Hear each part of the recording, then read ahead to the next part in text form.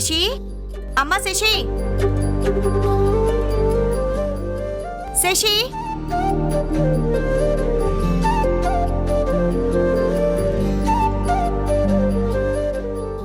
గంటయ్య, శశి అమ్మగారు ఎక్కడా? అమ్మాయి గారు లేరండి, బయటికెళ్లారు. ఎక్కడికెళ్ళింది? అల్లుడు గారిని తీసుకొని మా అయ్యగారి ఇంటికి వెళ్ళారు. ఇప్పుడు వెళ్ళిందా? అవునండి. సరే గంటయ్య, నా కూతురు అల్లుడు భోజనానికి వస్తున్నారు. వాళ్ళకి త్వరగా వంట చేయి. వంట చేయాలా? అవును, చిక్కుడుకాయ కూర చేయి. అమ్మాయి చాలా ఇష్టంగా తింటుంది. అది మాత్రం చేయి. అలాగే మిరియాల రసం పెట్టు. దాంతో ఆగండి ఆగండి ఆగండి ఆగండి. ఏంటి ఏదో వందే భారత్ ట్రైన్ లాగా స్టాప్ లేకుండా గడగడగడ లిస్ట్ చెప్పేస్తున్నారు? ఇప్పుడు ఇవన్నీ నేను చేయడం కుదరదు. ఏంటి కుదరదా? కుదరదు. వంట మనిషివి, వంట చేయడం కుదరదా? ఏమండి, ఆ రోజు మా అయ్యగారు నన్ను ఇక్కడ పెడుతూ ఏమన్నారు మర్చిపోయారా? నేను మా అమ్మగారికి మాత్రమే పని మనిషిని. ఆవిడ పనులు చేయడానికి మాత్రమే ఇక్కడ నన్ను పెట్టారు.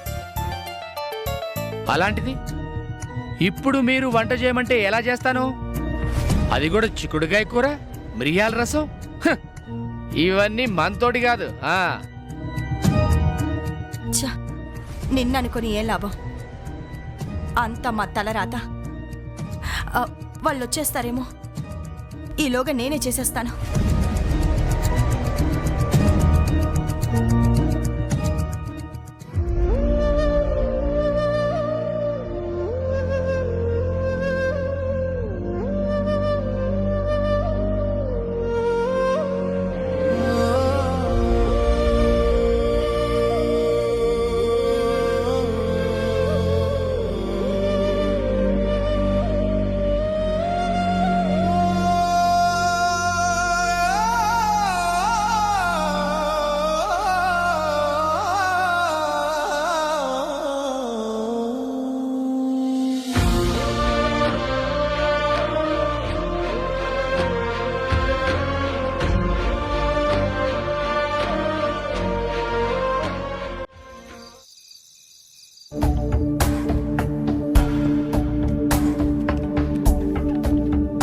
బాలు, నువ్వు మరీ ఎక్కువగా తాగకు. నీ హెల్త్ గురించి కూడా చూసుకో. లేదు శశి, కొంచెమే. అసలు నిన్ను కాదు, డాడీ ననాలి. కంపెనీ కోసం నీకు అలవాటు చేస్తున్నారు.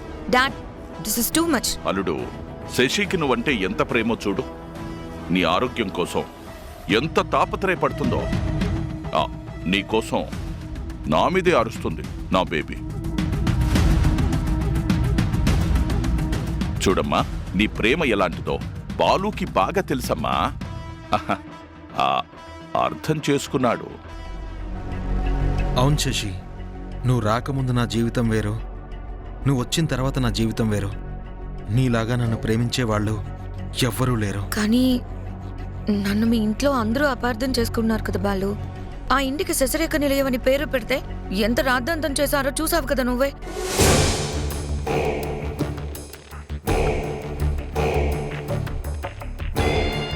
అందుకే నా పేరు వద్దు అన్నాను. అదే నీ పేరు పెట్టుండే, మాట్లాడే వాళ్ళకి నీ మీద పీకల దాకా కోపం ఉన్నా సరే వాళ్ళు ఏం మాట్లాడేవారు కాదు.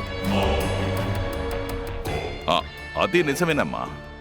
బాలు పేరు కంటే రామ్ నిలయం అని రాయించి ఉంటే అల్లుడికి ఆనందంగా సన్మానం చేసేవాళ్ళు. నాన్సెన్స్.